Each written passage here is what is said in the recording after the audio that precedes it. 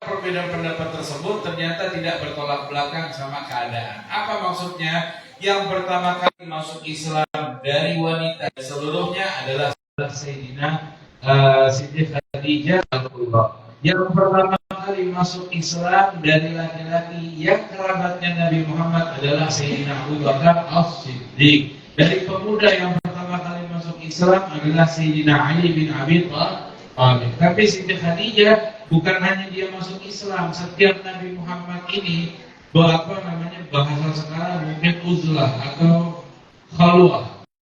Khalwah uzlah adalah suatu ibadah yang dilakukan biasanya oleh para alim ulama yang dimana masa waktu tertentu tidak mau diganggu dengan siapapun bahkan keluarganya. Beliau sebelum mendapatkan wahyu uzlah kedua nama guanya? Tempat pertama kali mendapatkan wahyu gua apa? Gua Hira, bukan gua Tur. Bukan gua Tur sama gua Hira itu kadang orang ketukar-tukar terus. Ya, gua Tur itu gua apa? Tempat transitnya Rasulullah dan Sayyidina Abu Bakar sebelum pergi ke kota Madinah. Gua Hira sering Nabi Muhammad ke gua Hira sebelum mendapatkan wahyu. Dan saat itu setiap sebelum bulan Ramadan sampai bulan Ramadan, artinya dari Sya'ban sampai Ramadan, sebelum mendapatkan wahyu, Nabi Muhammad selalu di atas gunung. Dan istri nggak takut kalau suaminya kemana-mana. Istrinya Siti Khadijah, makanya ibu-ibu nih kayaknya kalau suaminya keluar nggak ada yang takut. Suami saya keluar dia pasti pengajian, ya pasti duduk masalah program bagaimana komplek kita, keadaan kita, masjid ini bisa tetap rukun, aman, damai. Walaupun masjid ini dengar-dengar infonya mirip-mirip sama dakwah Nabi Muhammad awal-awal di kota Mekah. Betul? Iya, mirip ya. Iya. Perjuangannya berat. Perjuangannya dulu Nabi perjuangan dakwah Islam pertama itu ngadepin orang-orang jahiliyah. Ada Abu Jahal, ada Abu Lahab, keras, nggak boleh, pokoknya ada tempat ibadahnya untuk Nabi Muhammad. Kumpul di rumah sahabat digerebek. Kalau kumpul di rumah sini digerebek, nggak boleh sama sekali. Di sini mirip-mirip gitu ya. Masya Allah, sampai termasuk berarti wilayah sini pengurusnya, jamaahnya termasuk orang-orang yang berjuang seperti perjuangan pertamanya Nabi Muhammad SAW. Masya Allah, kelihatannya biasa, tapi di akhirat nanti luar biasa yang seperti ini. Karena nggak gampang berjuang di tempat yang sulit, itu tidak gampang dan itu punya nilai lebih di hadapan Allah Subhanahu wa Ta'ala. Maka Siti Khadijah yang pertama kali masuk Islam saat Nabi Muhammad belum mendapatkan wahyu, Siti Khadijah itu suka karena rindu dengan Nabi Muhammad, suka datang ke Gua Hira, datang bawa makanan. Di sini ada yang pernah berangkat umroh atau haji? Pernah? Naik Gua Hira pernah? Capek? Jauh loh, betul. Ini bukan cerita hoax ini, betul jauh. Tapi insya Allah kalau tidak cerita bingung mau pahamnya. Mudah-mudahan ini waktu yang barokah, tempat yang baik di rumahnya Allah, doa tidak ditolak. Siapapun di antara ibu-ibu, bapak-bapak semuanya bisa berangkat umrah setiap tahun. Bisa berangkat haji, jangan wafat, tidak diwafatkan Allah kecuali menunaikan ibadah haji insya Allah. Amin. Ya Rabbal Alamin. Biar tahu tempat-tempat peninggalan nampak tilasnya Nabi Muhammad. Gua Hira itu jauh, naiknya juga nggak ada, pakai ojek, jalan kaki. Siti Khadijah rela bawa makanan untuk sang suami yang di atas gunung mendampingi karena rindu sama suaminya. Kangen, bukan khawatir ada main gila, enggak. Bukan khawatir pergi ke rumah janda, enggak begitu. Tapi Rasulullah betul-betul ibadah zaman itu adalah tafakkur. Sampai saat ini pun tafakkur dijadikan ibadah yang sangat mulia. Apa itu? Berpikir tentang kehebatan ciptaan-ciptaannya Allah Subhanahu wa Ta'ala, sehingga sampai poinnya menganggap Allah itu yang terhebat, tidak ada yang hebat lebih dari kehebatannya Allah, tidak ada yang berkuasa lebih dari kuasanya Allah. Karena itu Siti Khadijah selalu saat mendapatkan Nabi pertama kali mendapatkan wahyu dari Allah Subhanahu wa Ta'ala, maka Nabi Muhammad SAW pulang ke rumah itu di tengah malam. Pulangnya tengah malam. Datang ke rumah, ini durasi saya sampai berapa lama ya? Hah? jelas? Setengah ya? Sudah, setengah. Kalau malam Muhammad pertama kali mendapatkan wahyu bertemu dengan malaikat Jibril, itu kan dipeluk Nabi Muhammad, dipeluk dengan erat, diperintahkan Iqra ya Muhammad. Jawabannya Nabi Muhammad, ma'ana biqari, bacalah wahai Nabi Muhammad, saya nggak bisa baca. Iqra ya Muhammad, baca lagi, saya nggak bisa baca. Sampai malaikat Jibril menyampaikan, Iqra bismi rabbikal ladzi khalaq, khalaqal insana min 'alaq, Iqra wa rabbukal akram. Sampai akhirnya Nabi Muhammad baru mulai bisa baca, tapi gemetar luar biasa. Karena malaikat Jibril ini memeluk, datang tiba-tiba, sebelumnya itu cuma suara saja, hatif namanya. Hatif itu suara tapi tidak ada sosoknya. Paham? Hatif adalah suara tanpa sosok. Pernah dengar seperti itu? Nah kalau kita dengar seperti itu kita anggapnya apa? Wow. Apalagi hantu, suster ngesot, apalagi suster macam-macam, suang gila, macam-macam. Padahal dari zaman dulu itu dianggapnya hatif. Kalau jin biasanya kalau ngomong itu jelas. Tapi kalau hatif itu ngomong bukan bikin kita takut, malah bikin kita nyaman. Ibu-ibu, bapak-bapak sering dengar suara tanpa ada wujudnya? Gak pernah mau. Saya punya jantung, mudah-mudahan enggak sahabat.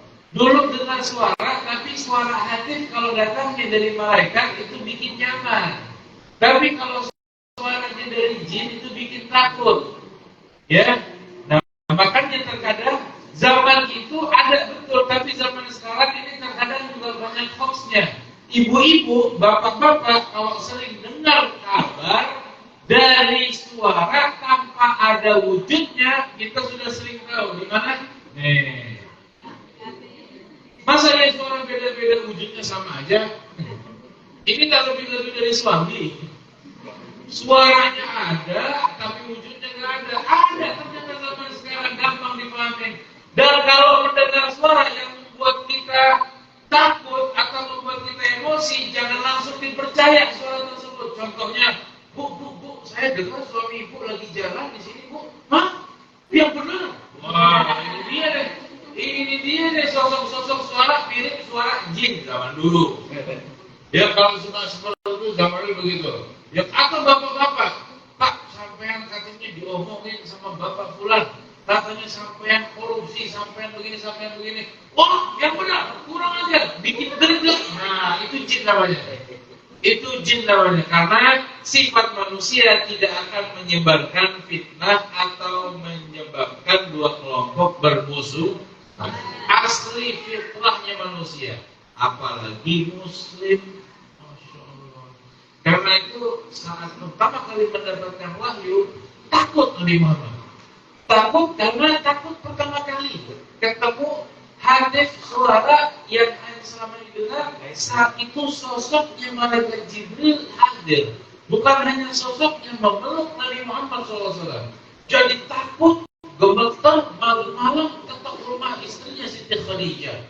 Makanya kan Rasulullah tinggalnya di rumah Siti Khadijah. Siti Khadijah wanita kaya raya, termasuk setengah kekayaan Mekah itu dipegang sama Siti Khadijah.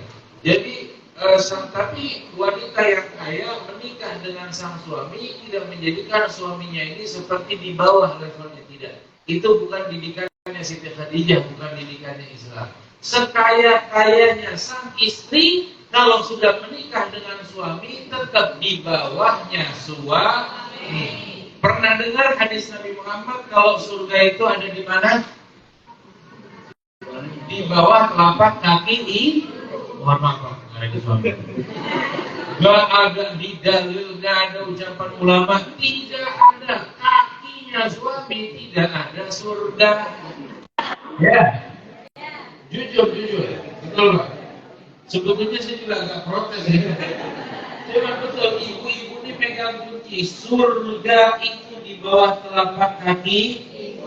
Itu kan istilah. Artinya apa? Yang bagian tubuh paling rendah pun kaki, Itu surga ada di kakinya ibu. Tapi memang kuncinya di bapak. Iya. Kalau suaminya ridho sama sang ibu, maka surganya surga yang paling tinggi yang diberikan sama Allah. Tapi kalau mau cari kunci surga atau pintu surga itu dibuat telapak kaki ibu, lah yang pegang kuncinya bapak mau ngapain? Masuk surga, kuncinya di kiri. Ayo. Mau masuk? Ayo. Bro. Makanya Islam itu adil, memutar laki-laki dan wanita dalam keadaan yang saling membutuhkan satu sama lain. Saat Nabi Muhammad pulang ketok rumah Siti Khadijah, tolong Siti Khadijah, bantu saya, zamiluni, peluk saya, selimuti saya, dipeluk. Maka Siti Khadijah itu begitu melihat sang suami ketakutan, dibuka pintu tengah malam, dipeluk Rasulullah sama Siti Khadijah. Tenang saya, tenang, kenapa? Duduk dulu. Air putih kan? Kalau sekarang mungkin kopi kah, teh hangat kah, jahe kah, susu kah apa? Pokoknya ditenangkan dulu sama Siti Khadijah. Saat ditenangkan, Nabi Muhammad masih dalam keadaan gemetar yang ketakutan. Maka Nabi Muhammad minta, zamiluni, peluk saya, lindungi saya. Maka Siti Khadijah mengambil bajunya, pakaiannya seperti sorbannya, ditutup badannya Nabi Muhammad, dipeluk erat Nabi Muhammad sama Siti Khadijah, sampai ditenang-tenangkan sama Siti Khadijah, barulah nafasnya agak sedikit enak, bukan tersendat-sendat. Orang kalau gugup nafasnya gimana? Begitu, ditenangkan sama Siti Khadijah sampai nyaman Rasulullah, baru mulai cerita. Cerita apa? Kenapa? Tadi saya didatangi sama sosok yang saya tidak tahu. Dia memerintahkan saya untuk bacalah Bismi Rabbikal ladzi khalaq. Saya takut wahai Khadijah. Maka Siti Khadijah mengatakan, wahai Muhammad kekasihku, wahai Muhammad suamiku, masa seperti kamu ini masih takut? Kamu ini adalah orang yang menyambung tali silaturahmi. Kamu orang yang membantu bawaan-bawaan orang. Orang dulu kan suka mikul-mikul barang. Tidak bisa melihat ada orang pikul, pasti dibantu sama Nabi Muhammad. Kamu orang yang berbuat baik sama orang fakir, sama orang miskin. Tidak mungkin Allah ini mencelakai kamu. Jangan khawatir, tenang, beres. Besok kita pergi ke Waraqah bin Nawfal. Waraqah bin Nawfal itu sepupunya Siti Khadijah yang memang orang ahli kita, ahli ilmu. Besok kita pergi, pokoknya malam ini tenang, ditenangkan sama Siti Khadijah radhiyallahu taala anha. Karena itu lihat sosok Siti Khadijah yang sudah mulai habis di akhir zaman. Walaupun di sini tidak, di beberapa tempat sosok seperti itu sudah nggak ada, apalagi di bawah lautan. Masya Allah. Ikan hiu betina itu nggak bisa melihat apa aja disikat pokoknya. Dia wajar namanya ikan hiu. Tapi kalau wanita yang soleh harusnya wanita yang lebih kenal dengan sosok Siti Khadijah. Coba saya mau bandingkan sama ibu-ibu. Walaupun saya yakin ibu-ibunya ahli surga mirip-mirip Siti Khadijah semua. Tapi saya agak takut, agak merinding, agak takut. Saya mau minum dulu boleh ya? Kalau ada kopi lebih mantap enggak? Jangan. Jangan. Ibu-ibu pernah nggak suaminya pulang malam? Pernah. Buka pintu ketakutan pernah?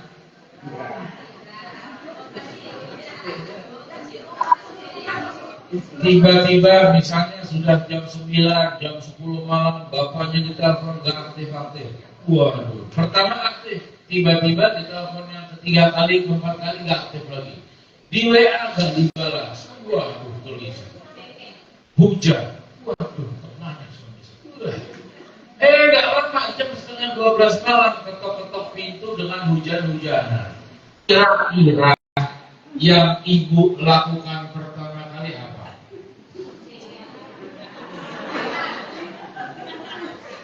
Kalau Siti Khadijah kan dipeluk. Kalau ibu-ibu beres.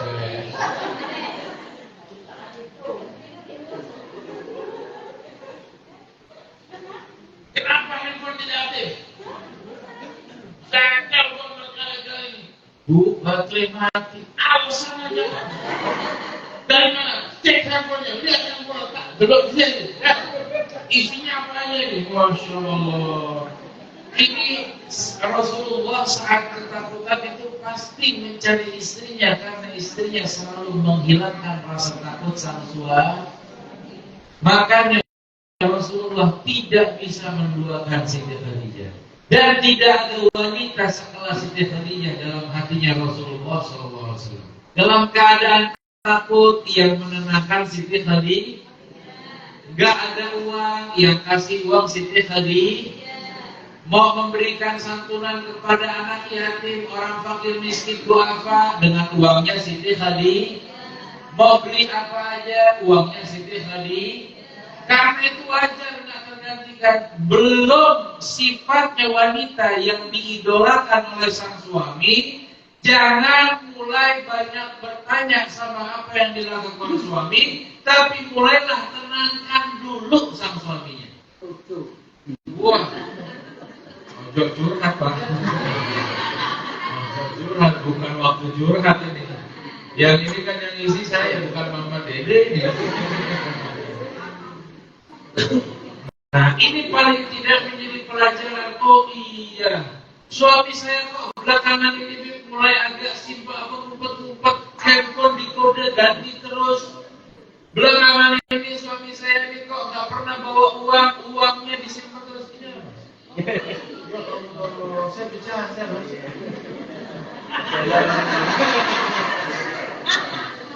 Ya Allah, minta maaf ini merepotkan ya Allah. Tapi barokah insyaallah. Nah, kalau ada kopi lebih semangat saya. Nah, sifatnya Siti Khadijah saat Rasulullah pulang, coba belajar dan mulai. Dan seandainya kita punya hati seperti Siti Khadijah, saya dah minta ibu-ibu seperti Siti Khadijah, nggak mungkin. Kok jauh, nggak bisa, jauh. Makanya kan kalau ada orang itu mengatakan, coba lo kamu contoh itu Siti Khadijah istrinya Rasulullah. Jawaban yang paling gampang apa? Lah sampean contoh Rasulullah. Betul. Jangan laki-laki menuntut wanita menjadi wanita sempurna seperti Siti Khadijah, tapi lupa berkaca kalau dirinya lebih mirip sama sahabat atau Abu Jahal. Bukan di sini Pak, di laut, di bawah laut. Karena itu coba belajar. Kalau suami kebetulan lagi ban bocor mungkin di luar, baterai mati, kehujanan, pulang ke rumah, malah yang didapat sang istri, Masya Allah. Karena Rasulullah selalu minta penenangan diri kepada Siti Khadijah, maka ibu-ibu paling tidak menjadikan suaminya tenang di rumah. Pulang telat, walaupun ada curiga, iya nggak apa-apa. Tapi belajar dari triknya Siti Khadijah. Terkadang suami kalau takut itu nggak mau ngomong, atau kalau dipaksa ngomong itu mendesak, pasti dia akan berbohong. Dengar? Tangan. Bukan ini, bapak-bapak ini orang ahli surga semua. Tapi kan kalau sudah dalam keadaan gugup, ditanya, dari mana? Jam berapa? Kenapa handphone mati? Mana handphonenya? Macam-macam. Saya telepon, nggak tahu kemana-mana. Itu mas, waduh, makin takut, makin terpojok, akhirnya bingung mau ngomong apa. Betul nggak? Coba kalau Siti Khadijah, ya Allah, suamiku baru bilang, kenapa ketakutan begitu ya Allah, kehujanan? Sini sayang, peluk kok. Bagian mana peluknya? Sini, duduk. Mau kopi kah, mau teh kah, mau apa? Masih gugup suaminya, ditenangin, dipelukin. Itu dalam riwayat Rasulullah ditaruh di pangkuannya sang Siti Khadijah. Kepalanya Nabi Muhammad di pangkuan pahanya Siti Khadijah. Sampai dipeluk sama Siti Khadijah, ditenang-tenangkan. Sudah tenang sampai ini pengurus masjid, sampai ini silaturahminya bagus, sampai mana jangan khawatir, Allah pasti tidak akan mencelakakan kamu mas. Beres. Sudah minum air hangatnya, minum kopinya dulu, minum. Tak gantikan bajunya ya, bilas badannya juga hangat ya, atau mau tak bilaskan? Lo bikin tenang. Oh caranya masih, pokoknya ibu-ibu menafsirkan sendiri sudah. Saya kasih judul nih, caranya setelah bikin tenang, baru tanya, lo ya kok baru pulang, dari mana? Pasti jujur. Yang penting kasih jatah dulu. Paham? Mau kerjain atau enggak? Insya Allah ya. 50-50 masih. Iya, yang diceritakan Rasulullah suami saya lain. Abu Nawas, nggak bisa kita begitu dah. Cukup sekali 2 kali saya percaya deh, penipu paling besar. Nggak bisa saya tenangkan, tetap tak hantam dulu baru tenangkan. Beda zaman, beda orang, tapi insya Allah mudah-mudahan ini semuanya ada surga semua. Tapi kalau bukan belajar dari Siti Khadijah, mau belajar dari Siti siapa? Kalau bukan dari panutannya, bahkan Rasulullah menyampaikan Sayyidati Ahlil Jannah arba'ah. Pimpinannya wanita di surga itu ada 4. Yang pertama Siti Khadijah bintu Khuwailid, istrinya Rasulullah. Yang kedua Siti Fatimah Az-Zahra, putrinya Rasulullah.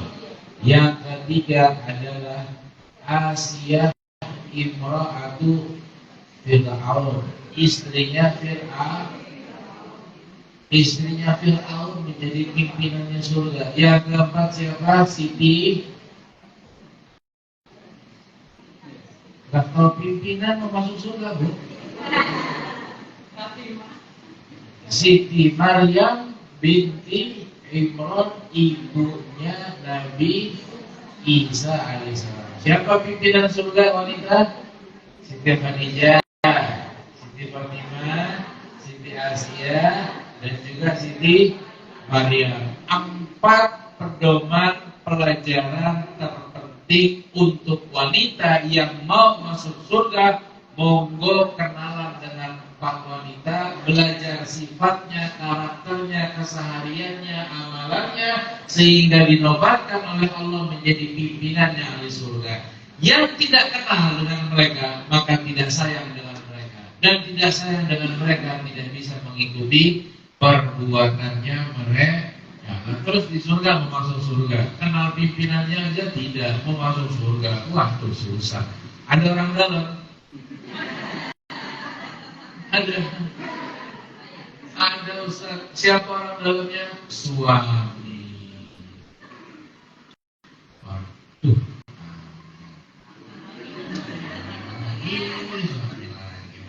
Tapi begitulah keadaan. Ini maksud daripada tujuan, karena memang peranan akhir zaman ini lebih banyak dan lebih manfaat peranan yang dipegang oleh wanita. Tidak ada laki-laki yang sukses kecuali dengan peranan wanita yang sukses. Seorang laki-laki yang sukses tidak mungkin menjadi sukses tanpa didikan ibu yang sukses, tanpa doa istri yang sukses. Tambah lagi kalau mertua perempuannya masih ada, ini laki-laki tidak sukses, ini laki-laki yang apes. Kenapa? Ibunya masih ada, mertua perempuannya masih ada, lah istrinya masih ada. 3 wanita harusnya mendoakan, dan doanya wanita untuk laki-laki yang berjuang dalam ikhtiar mencari nafkah dan lainnya, ini pasti mustajab. 3 mendoakan belum mustajab juga, berat atau tidak yang wanita yang tidak mendoakan, maka bermimpi untuk menciptakan laki-laki yang perannya wanita besar, perannya laki tentu juga besar. Semua peranan penting dan tanggung jawab masing-masing. Tapi jangan disalahpahami. Kalau Ustaz, kalau tadi laki-laki sukses dapat doa dari ibu, dapat doa dari istri, dapat doa dari mertua perempuan, lah ya kok belum sukses kayaknya masih tambah perempuannya lagi nih Ustaz. Nah, kan jangan disalahpahami seperti itu. Kalau menambah siram kopi. Kalau mau sukses, lihat subuhnya bagaimana, lihat zikirannya seperti apa, Lihat, karena Nabi Muhammad SAW menyampaikan keadaan di akhir zaman ini. Lihat contoh hadis dari Nabi Muhammad SAW. Beliau menyampaikan, Ayyu imanin a'jabu indallah.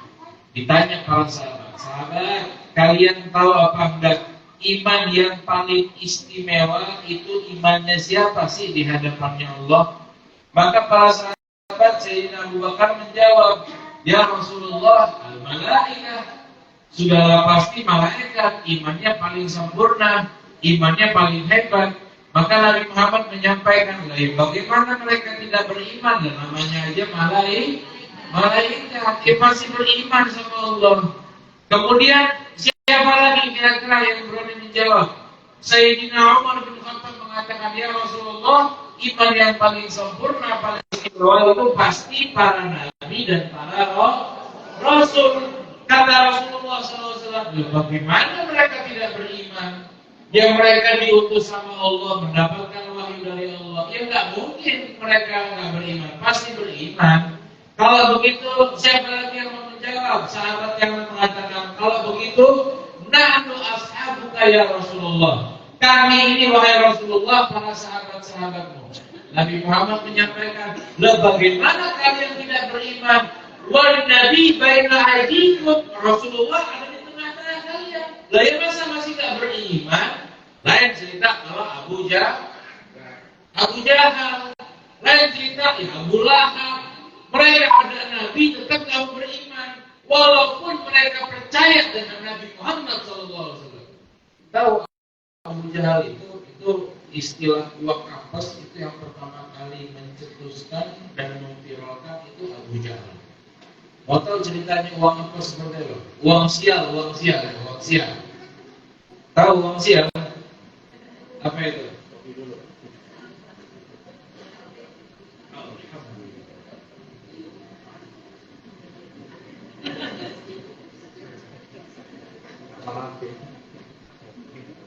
Kapal api kah, kapal selam kah, kopi.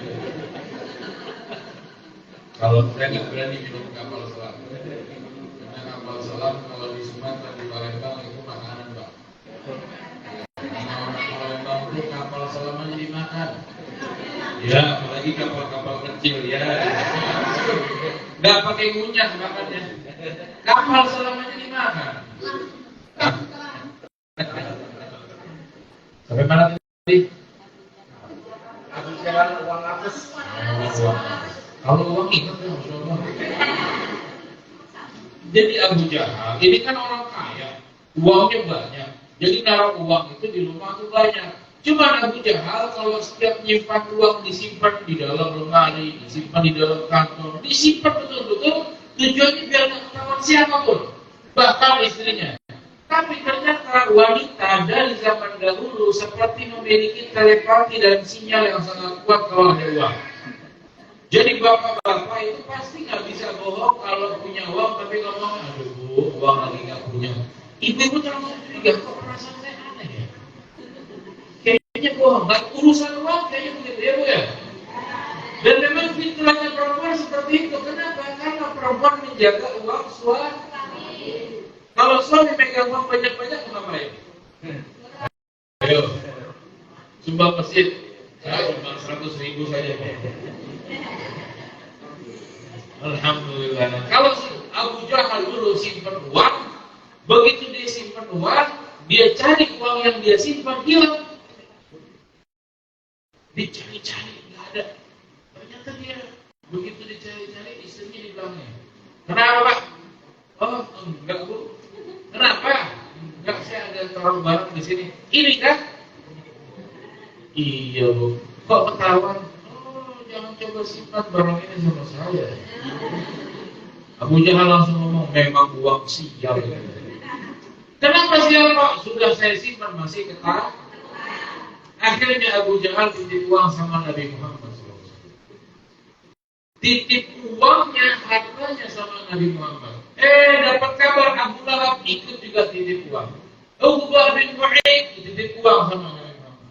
Kemudian semua dengkol membesar orang yang membenci Nabi Muhammad titip uangnya sama Nabi Muhammad SAW. Kenapa? Karena mereka tidak merasa nyaman yang taruh uang di rumah. Karena orang dulu perempuan kalau sudah pegang uang suami menganggap itu uang saya. Dulu. Sekarang nggak ada.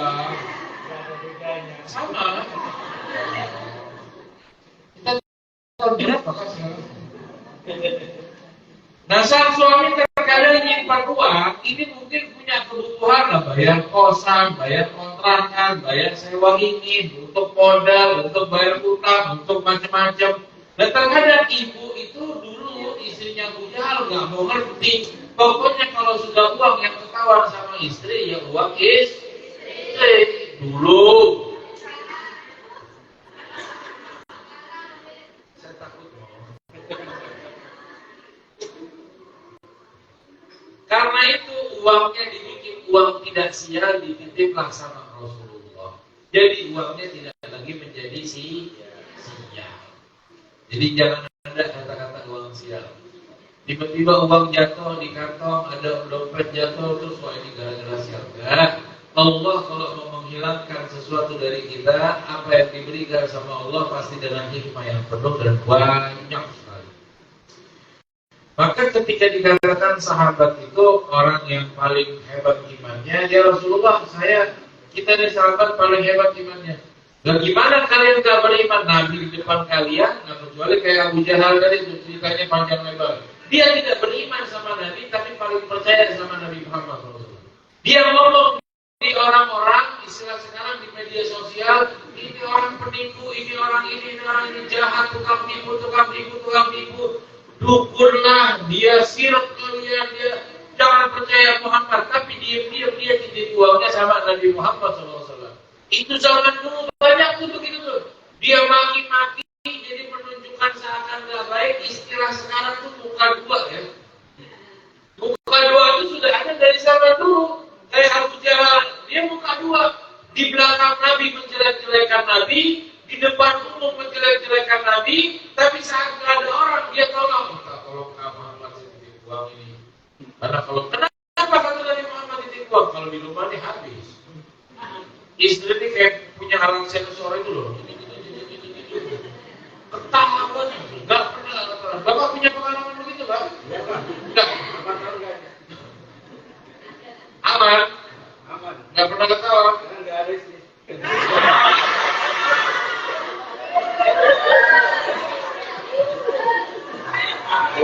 Saya ngopi dulu.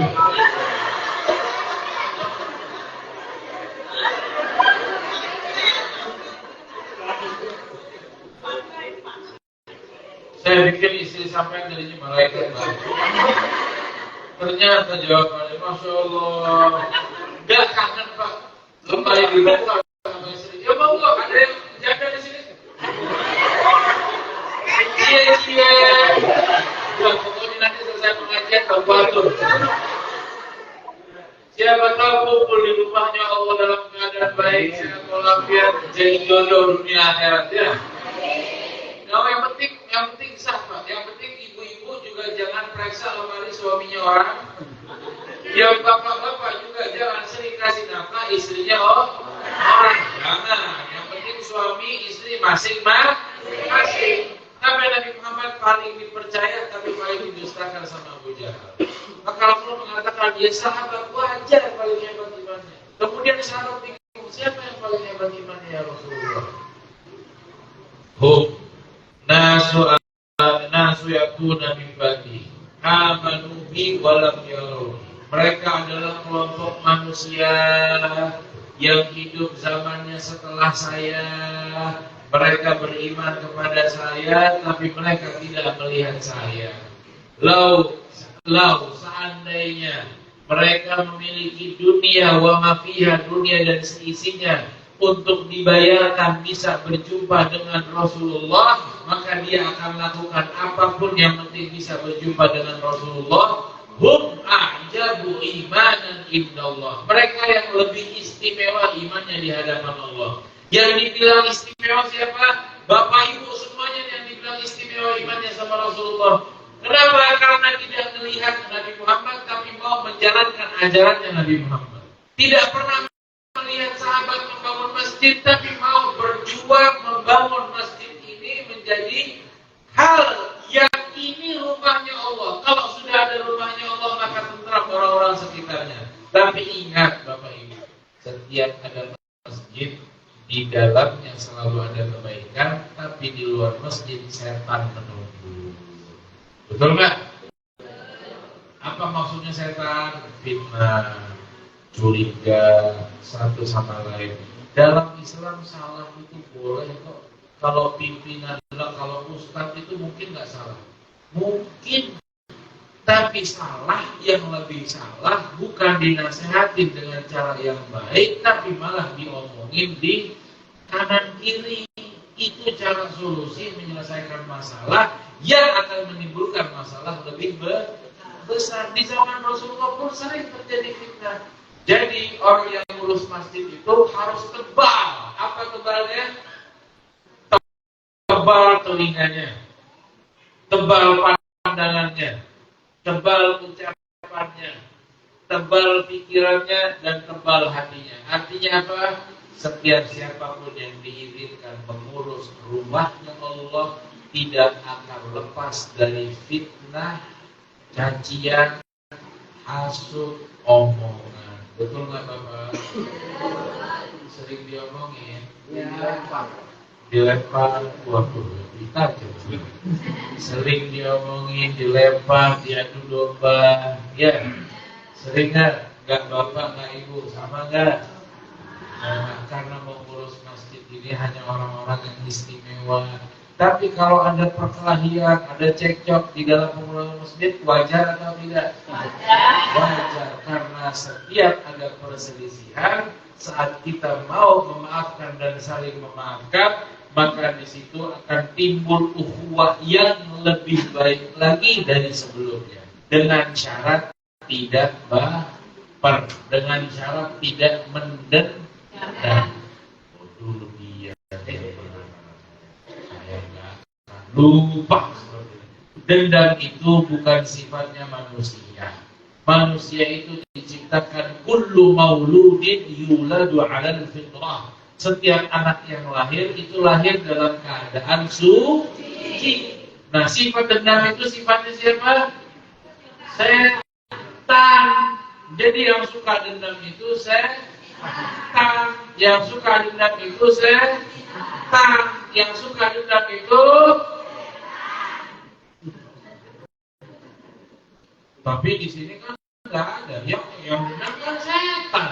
Ini kan mirip-mirip malaikat. Sampai bukan cuma ini, berjuang punya masjid di wilayah yang tidak mendukung itu istimewa artinya. Lebih-lebih dari malaikat ini, Masya Allah. Setan itu kan pertama kali suruh sujud sama Nabi Adam, apa jawabannya? Wah, enggak. Saya Nabi, dia tanah. Saya lebih duluan, dia baru. Nggak boleh. Setan ini perintah dari Allah. Tidak. Setan ini perintah. Tidak masuk akal. Pokoknya nggak masuk logika. Setan ngerasa akalnya lebih Setan merasa sombong. Kalau gitu setan ini perintah setan nggak mau. Tidak mau. Keluar dari surga. Keluar setan. Setelah keluar setan ngomong, baik saya keluar. Tapi dengan syarat. Apa syaratnya? Saya akan mengganggu anak cucu Adam sampai detik nafas terakhir saya akan ganggu. Dendam yang pertama kali diumumkan di alam, seluruh alam sampai disebutkan bahkan di Al-Quran adalah setan. Jangan ikuti setan kalau ada Nabi Muhammad di tengah-tengah kita. Ini nih, semua pengurus jamaah sudah bikin senang Nabi Muhammad karena mau bangun masjid, mau menghidupkan. Indah kipas anginnya berapa tuh? Lampunya, Masya Allah sejuk, suaranya duduk di sini pun nyaman banget. Dibikin ada kebunnya, ada tanaman pohonnya banyak. Ya Allah, ini surganya dunia ini. Kalau sudah seperti ini, pasti ada tipu muslihatnya setan, walaupun bukan di sini, nanti di luar.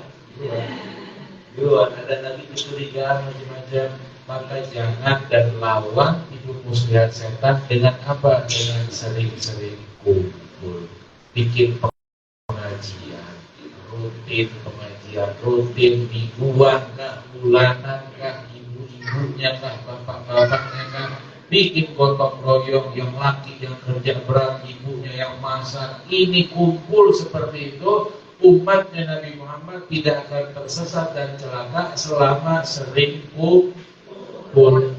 Adanya banyak grup WA yang sering bikin kita tidak go, betul nggak? Ya kan? Kosannya sibuk sekali, padahal nggak tahu yang dilihat apa sih bapak-bapak, ibu-ibu kalau datang apa sih? Bapak-bapak hobi melihat ini ya, aplikasi Shopee ya. Ini bapak-bapak Shopee sama Tokopedia nih kayaknya. Nggak kayak ibu-ibu nih, kali Masya Allah nih. Sibuknya kalau disuruh kumpul, sibuknya macam-macam. Tapi alhamdulillah, mudah-mudahan sorenya kumpul kita di sini. Kita sebut namanya Siti Khadijah, kita sebut namanya Rasulullah. Ini menjadi sebuah teladan yang patut kita teladani dan teladan yang paling indah diikuti. Nabi Muhammad itu sudah rindu sama kita dari jauh-jauh hari. Keadaan seperti ini membuat Nabi Muhammad semakin rindu sama kita. Karena itu hati dibikin nyaman keadaannya. Rasulullah SAW mudah-mudahan selalu kita tentunya semuanya bapak-bapak, ibu-ibu, jamaah pengurus dan juga jamaahnya dan warga sekitarnya punya kewajiban menghidupkan tempat ini dan melindungi tempat ini dan terus kasih saran masukan untuk tempat ini agar lebih baik lagi ke depan. Dan dengan cara seperti itu mudah-mudahan itu menjadi wasilah kita semua bisa melihat Rasulullah di dalam mimpi, bisa berjumpa dengan Rasulullah nanti di alam barzah, bisa mendapatkan air telaga Kautsar dari Rasulullah. Karena Rasulullah itu nanti menunggu kita di telaga Kautsar, ditunggu kita dikasih air minum dari telaga Kautsar. Apa itu? Dikatakan itu air yang mengalir dari surga. Dikatakan man syariba minha syarbatan la yamau ba'daha abada. Yang minum air telaga Kautsar dia tidak akan merasa haus selama-lamanya. Bagaimana bentuknya? Abyadu minal laban, lebih putih dari air susu. Ahla minal asal, lebih manis lagi dari air dari madu. Minum di situ ada kelompok orang yang dikasih minum dari gelas perak, ada yang dikasih minum dari gelas yang emas, ada juga yang dikasih minum, nanti ada juga rombongan orang yang diminta khidmah sama Nabi Muhammad. Ini orang-orang yang biasa khidmah di dunia untuk dakwahnya Nabi Muhammad. Khidmah apa aja? Bagian makan, bagian bersih-bersih, bagian persiapan, rapat, makanan, yang apalagi yang kopi. Waduh, ini. Ada juga yang mendapatkan air minum telaga Kautsar langsung dari telapak tangannya Nabi Muhammad. Diberikan langsung dari tangannya Nabi Muhammad yang menempel ke bibir kita. Mudah-mudahan juga golongan orang yang mendapatkan air telaga Kautsar dari tangannya Nabi Muhammad, biar tangannya itu langsung bersentuhan sama Nabi Muhammad. Sama ibu nggak batal wudu, nggak batal wudu. Nabi Muhammad nggak batal wudu, kita batal wudu. Nabi Muhammad pimpinan kita, ketemu sama siapa aja nggak batal wudu dalam akidahnya Ahlussunnah wal Jamaah seperti itu. Jadi boleh mendapatkan air minum langsung dari telapak tangannya Nabi Muhammad. Kenapa harus dari telapak tangannya Nabi Muhammad? Sayyidina Abdullah bin Mas'ud itu kalau pegang tangannya Nabi Muhammad, dipegang, dicium, bolak-balik, taruh kepala, taruh di dada. Sayyidina Anas bin Malik kalau salaman sama tangannya Nabi Muhammad itu diusap-usap. Kenapa? Dikatakan mereka menyampaikan, saya sering memegang kain sutra terbaik di dunia ini dengan kualitas yang terbaiknya, tapi saya tidak pernah melihat tangan yang lebih lembut dari tangannya Nabi Muhammad. Kain sutra itu kalah lembut sama tangannya Nabi Muhammad.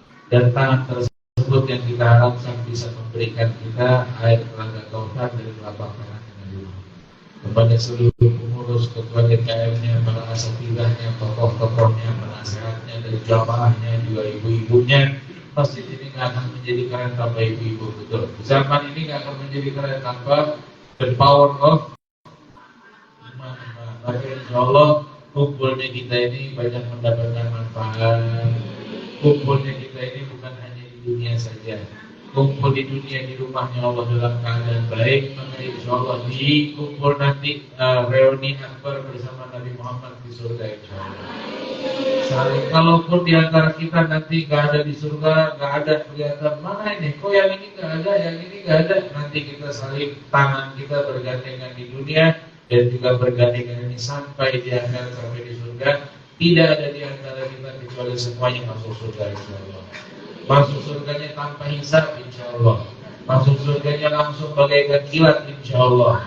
Karena kita berjuang dan mensiarkan syiar-syiarnya Allah, syiarnya Nabi Muhammad yaitu masjid. Mudah-mudahan yang kumpul pada sore hari ini kita menghadirkan orang tua kita, hadirkan guru-guru kita, hadirkan anak-anak kita, dan hadirkan jamaah yang belum sempat hadir, hadirkan semuanya agar kumpulnya kita pada sore hari ini yang mulia ini menjadi sebab siapapun di antara kita yang sakit sembuh penyakitnya, yang datang dengan banyak dosa keluar dihapuskan dosa-dosanya, yang datang dengan tujuan hajat urusan dunia, banyak hutangnya, banyak kebutuhannya, banyak memberikan nafkah kepada kanan kiri, Allah lancarkan deras barokah rezekinya insyaallah. Allah jadikan kita ini orang yang banyak rezeki, tapi rezeki yang banyak yang juga mempererat hubungan kita dengan Allah, bukan rezeki yang banyak tapi membuat kita jauh dari Allah. Dan juga banyak hajat pastinya di antara kita. Hati ini Allah mengetahui isi hati. Ya man yattali' fi qulubin nas, yang melihat isi hati, kabulkan dan lihatlah apa yang layak dan pantas untuk kami ya Allah. Tetapkan iman kami, kuatkan iman kami, lindungi keluarga kami dan juga anak-anak kami dan juga warga sekitar ini. Mudah-mudahan ke depannya mendapatkan hidayah semua. Yang tadinya banyak mencegah, mempersulit, ke depannya menjadi orang yang ahli hikmah di masjid ini. Maka kita bacakan doa untuk semua hajatan dan niatan, tentunya untuk yang membangun, yang mewakafkan, yang memberikan infak dan menghidupkan dan menjadi jamaahnya, musola yang saat ini sudah menjadi masjid ini, agar barokah yang hakiki untuk orang tua, guru-gurunya sampai anak keturunannya terus sampai hari kiamat dijaga imannya oleh Allah Subhanahu wa taala. Ala hadhihi niyyah wa bi kulli niyatin shalihah wa ila hadratin Nabi Muhammadin sallallahu alaihi wa alihi wasallam. Al-Fatihah.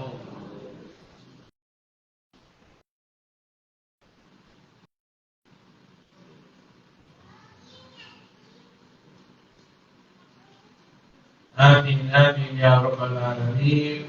Bapak Ibu, para asatidzah, para sepuh, mohon maaf jika ada ucapan yang salah dan bercanda dan tidak ada niat untuk hal yang buruk. Semua yang disampaikan mudah-mudahan bermanfaat, dan ini yang bisa saya sampaikan kurang lebihnya mohon maaf. Wallahul muwaffiq ila aqwamit thoriq. Wal afwu minkum. Wassalamualaikum warahmatullahi taala wabarakatuh.